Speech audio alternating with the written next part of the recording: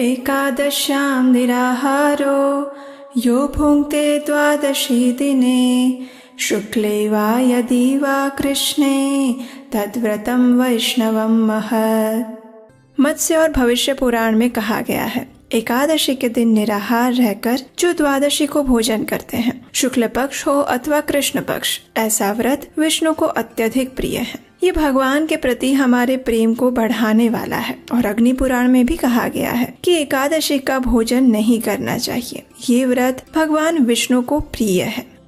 हरे कृष्णा।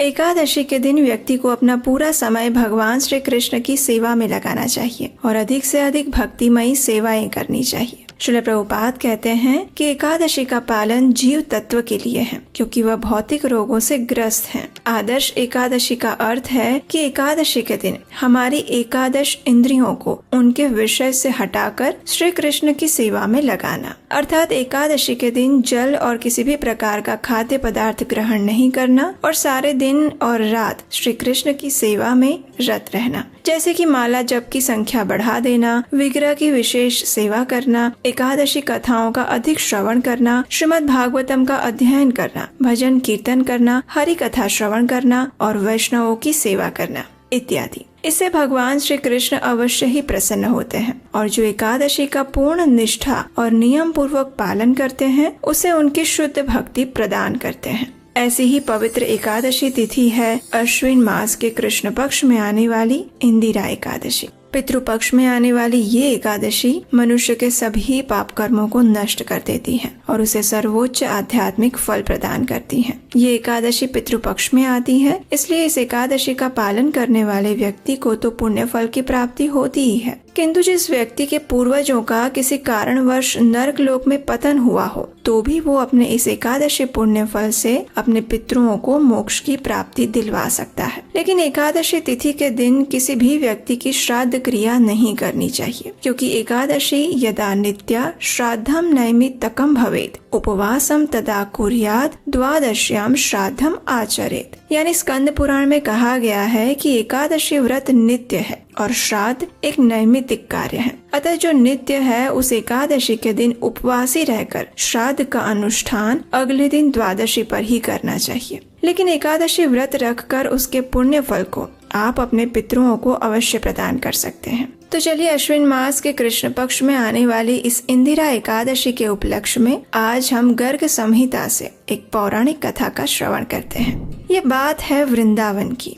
जहाँ परम भगवान श्री कृष्ण अपनी बाल लीलाएं किया करते थे। अपने सुंदर मुस्कान और नटखट लीलाओं से उन्होंने सभी व्रजवासियों को अपने मोह पाश में बांध दिया था। उनके लिए उनकी दुनिया यानी उनका कान्हा, कोई उन्हें अपने पुत्र की तरह प्रेम करता तो कोई उन्हें अपने सखा बनाकर उनके साथ खेलता रहता। किसी के लिए कृष्ण अपने प्रियतम या प्रेमी थे तो किसी के लिए वे उनके तारणहार थे। इन सभी में गोपियों का प्रेम माधुर्य भाव में था। वे सब चाहती थी कि कृष्ण उनके पति बने और कृष्ण के प्रति उनका प्रेम भी असीमित था। लेकिन वे सब इस बात से भली भांति परिचित थी कि श्री कृष्ण को सबसे अधिक प्रेम और कोई नहीं कर सकता, केवल राधा रानी ही कर सकती है। और वे सभी गोपियां राधा रानी की सर्वोच्च प्रेममय स्थिति को भी जानती थीं। इसलिए एक दिन उन सभी गोपियों ने राधा रानी को घेर लिया और उनसे कृष्ण प्रेम के गोपनीय तत्व को पूछते हुए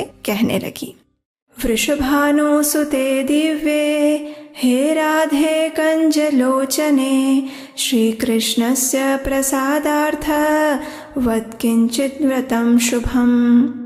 हे वृषभानु नंदिनी श्री राधिके, आप हमें श्री कृष्ण की प्रसन्नता के लिए कोई व्रत बताइए, ऐसा व्रत जो श्री कृष्ण को प्रसन्न कर सके। जो देवताओं के लिए भी दुर्गम है, वे श्री कृष्ण नंद नंदन तुम्हारे वश में रहते हैं। तुम तो सभी शास्त्रों में पारंगत मानी गई हो, इसलिए हमारे ऊपर कृपा करें। हमें भी श्री कृष्ण को प्रसन्न करने की कोई विधि या फिर उपाय बताइए। ये सुनकर श्रीमती राधा रानी ने कहा, श्री कृष्णस्य प्रसादार्थम कुरुते एकादशी व्रतम तेन वश्यो हरिः साक्षात् भविष्यति न संशय।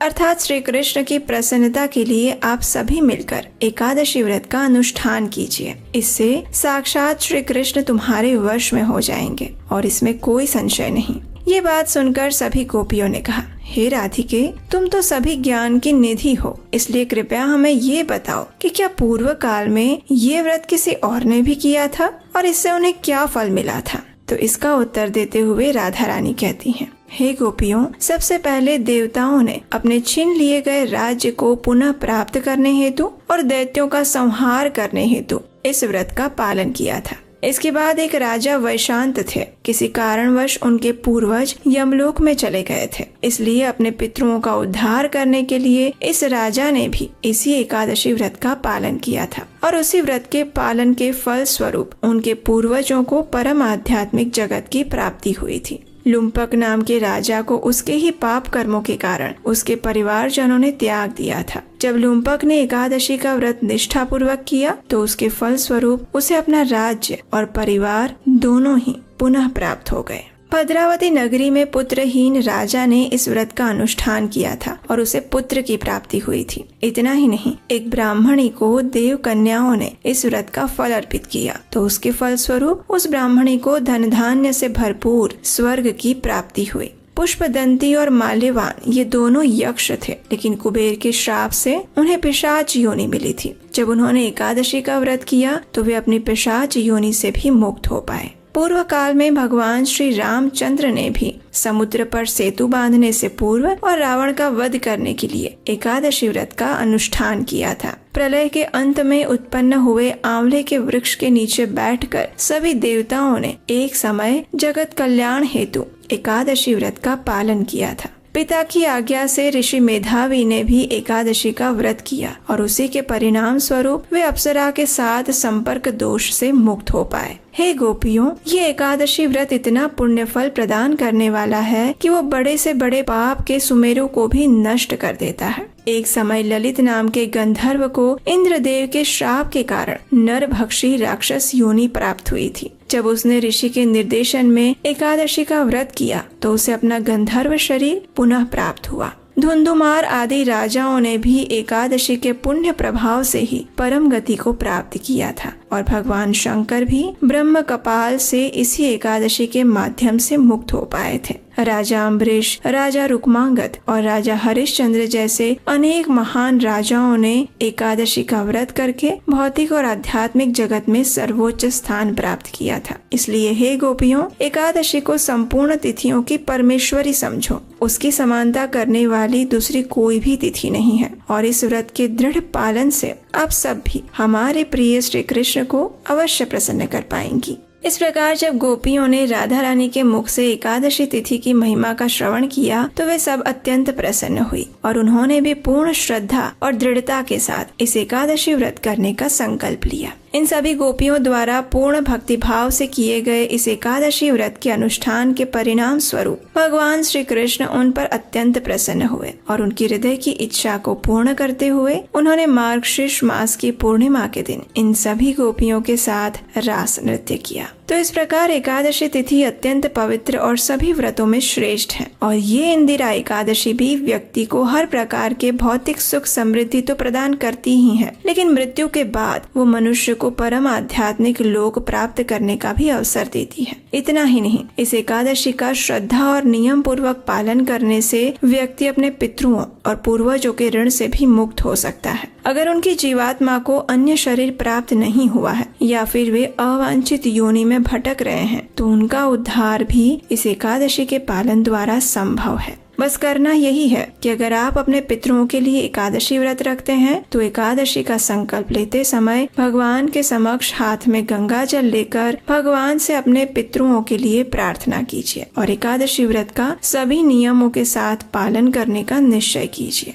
अगले दिन जब एकादशी का पारण करें तो किसी सुयोग्य ब्राह्मण या वैष्णव को भगवान को अर्पित भोजन प्रसाद रूप में खिलाइए और अपनी क्षमता अनुसार उन्हें दान दक्षिणा दीजिए। उसके बाद आपने जो ये एकादशी व्रत किया है उसका फल भगवान के समक्ष जाकर उन्हें अर्पित करते हुए अपने पितरों की उच्च गति की प्रार्थना कीजिए और फिर आप स्वयं एकादशी का व्रत पारण कर लीजिए। एकादशी का पारण करने की विधि क्या है, इसके ऊपर हम विशेष वीडियो इसी चैनल पर एकादशी के दिन लेकर आएंगे। और हाँ, अगर आप एकादशी के उपरांत और भी व्रत और त्योहारों के विषय में शास्त्रों से प्रमाणभूत जानकारी प्राप्त करना चाहते हैं तो आपके अनुरोध पर हम एक नया प्रयास करने जा रहे हैं, और वो है हमारा नया कथा सरिता यूट्यूब चैनल, जिस पर हम आपको एकादशी के साथ साथ वैदिक संस्कृति के अन्य पर्व, व्रत और त्योहारों के बारे में विस्तृत और प्रमाणभूत जानकारी देने का प्रयास करेंगे, जिनके विषय में हम इस चैनल पर बात नहीं करते। तो अगर आप प्रमाणभूत वैदिक जानकारी प्राप्त करना चाहते हैं और वो भी सभी व्रत और त्योहारों के विषय में, तो हमारे इस नए चैनल को सब्सक्राइब कर लीजिए, क्योंकि उसके बाद ही हम उस पर आपके लिए इन सभी विषयों पर वीडियोस बनाकर ला पाएंगे।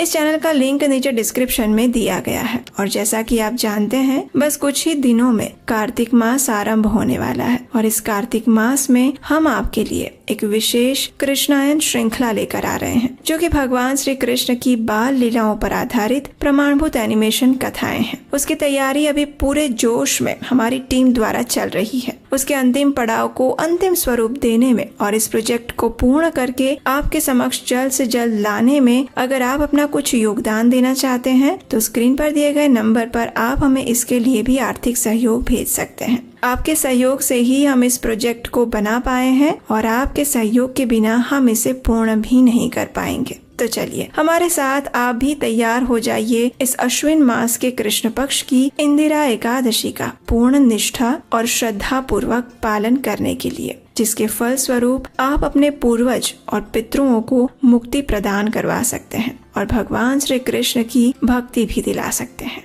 हरे कृष्ण।